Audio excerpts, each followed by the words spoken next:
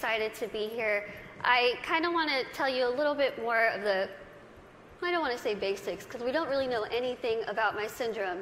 I was born with this very, very rare syndrome that only 2 other people in the world, including myself, that we know of, have.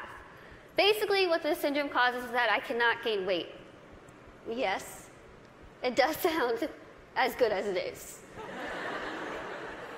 I can eat absolutely whatever I want, whenever I want, and I won't really gain any weight. I'm going to be 25 in March, and I've never weighed over about 64 pounds my entire life. When I was in college, I hid, well, I didn't hide, everyone knew it was there, but it was a giant tub of Twinkies, donuts, chips, Skittles, and my roommate would say, I could hear you at 12:30 reaching under your bed to get food. But I'm like, you know what? It's all right. I can do these things because there are benefits to this syndrome. There are benefits to not being able to gain weight. There are benefits to being visually impaired. There are benefits to being kind of really small. A lot of people think, Lizzie, how in the world are you saying there's benefits when you can only see out of one eye?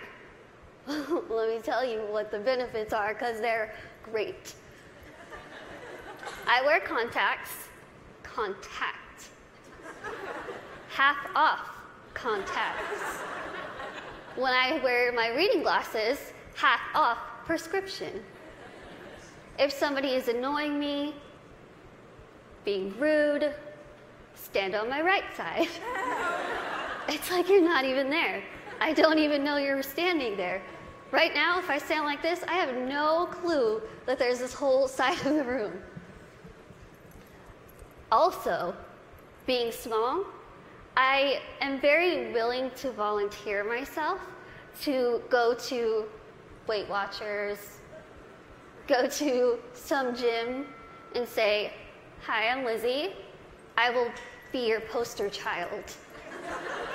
Put my face on whatever you need and I will say, hi, I use this program. Look how well it worked.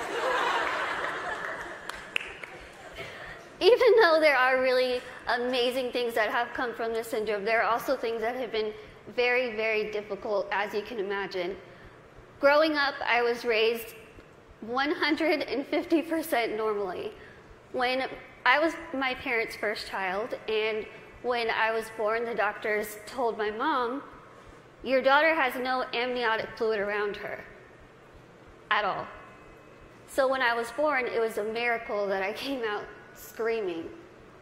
The doctors told my parents, we just want to warn you, expect your daughter to never be able to talk, walk, crawl, think, or do anything by herself. Now, as first-time parents, you could think that my parents would say, oh no, why? Why are we getting our first child to have all these unknown problems? That's not what they did. The first thing they told the doctor was, we want to see her, and we are going to take her home and love her and raise her to the best of our abilities. And that's what they did. I credit pretty much everything that I've done in my life to my parents. My dad is here with me today, and my mom is at home watching. Hi, Mom. She's recovering from a surgery, and she has been the glue that's held our family together and giving me the strength to see that she's going through so much, but she has this fighting spirit that she's instilled in me, that I have so proudly been able to stand in front of people and say, you know what, I've had a really difficult life, but that's okay. That's okay. Things have been scary. Things have been tough. One of the biggest things that I had to deal with growing up was something that I'm pretty sure every single one of us in this room has dealt with before. Can you guess what that is? Starts with a B. Can you guys guess it? Boys. Bullying. I know what y'all are thinking. I should have come. Why couldn't I sit here with them? I had to deal with bullying a lot, but as I said, I was raised very normally. So when I started kindergarten, I had absolutely no idea that I looked different. No clue. I couldn't see that I looked different from other kids. I think of it kind of as a big slap of reality for a 5-year-old because I went into school first day decked out in Pocahontas gear.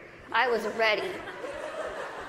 I went in with my backpack that looked like a turtle shell because it was bigger than me, and I walked up to a little girl, I smiled at her. She looked up at me like I was a monster, like I was the scariest thing she'd ever seen in her life. My first reaction was, she is really rude. I am a fun kid and she's the one missing out, so I'll just go over here and play with blocks or boys. I thought the day was going to get better, and unfortunately it didn't. The day kind of got worse and worse, and a lot of people just wanted to have absolutely nothing to do with me, and I couldn't understand why. Why? What did I do? I didn't do anything to them. In my mind, I was still a really cool kid. So I had to go home and ask my parents, what's wrong with me? What did I do? Why don't they like me? And they sat me down and they said, Lizzie, the only thing that's different about you is that you're smaller than the other kids. You have this syndrome, but it's not going to define who you are. They said, go to school, pick your head up, smile, continue to be yourself, and people will see that you're just like them. And so that's what I did. I want you to think and ask yourself this in your head right now. What defines you?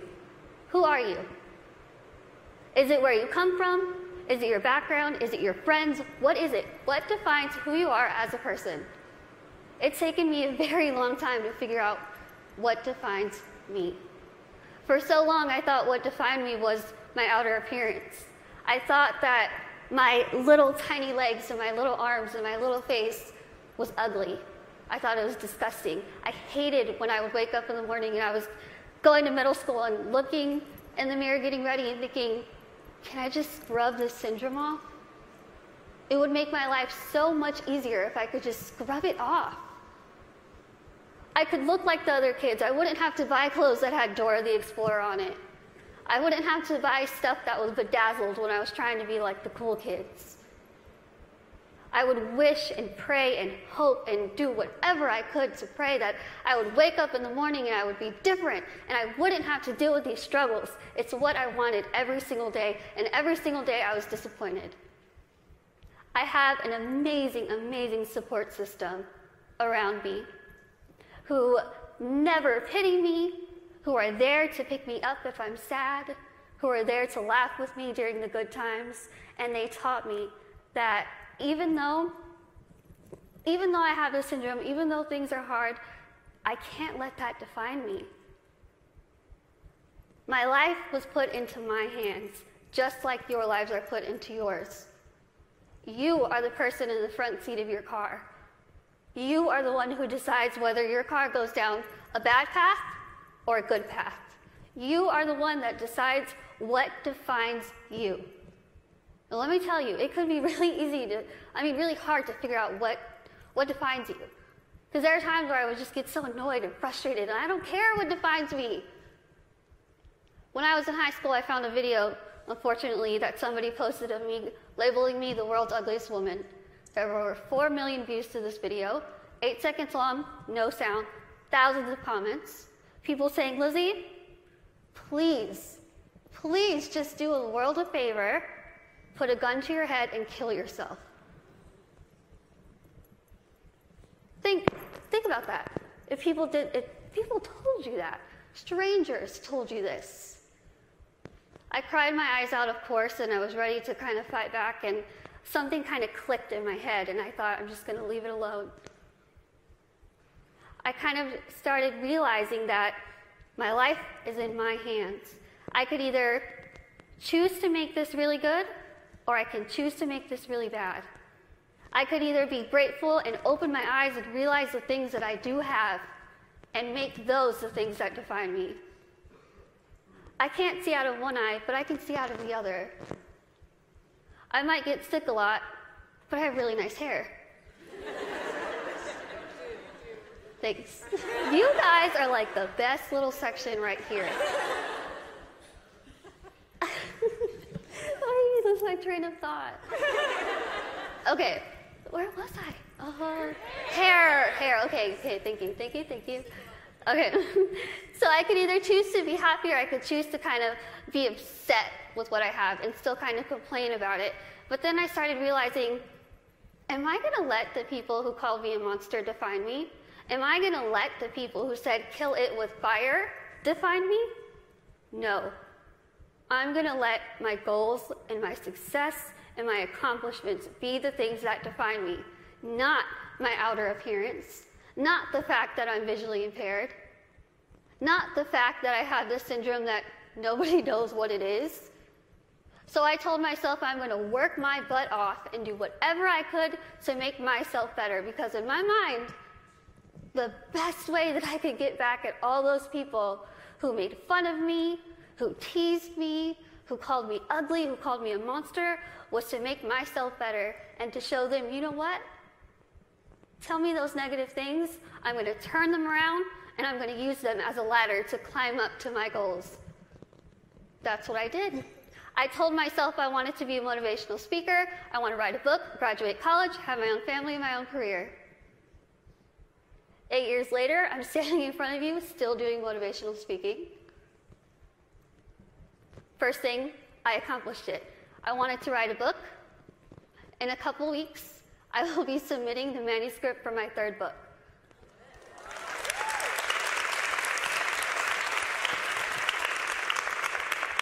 I wanted to graduate college, and I just finished college. I'm getting a degree. I'm getting a degree in communication studies from Texas State University in San Marcos, and I have a minor in English. I really tried to use real life experience while I was getting my degree, and my professors were not having it. But I wanted to have, lastly, my own family and my own career, and the family part is kind of down the line.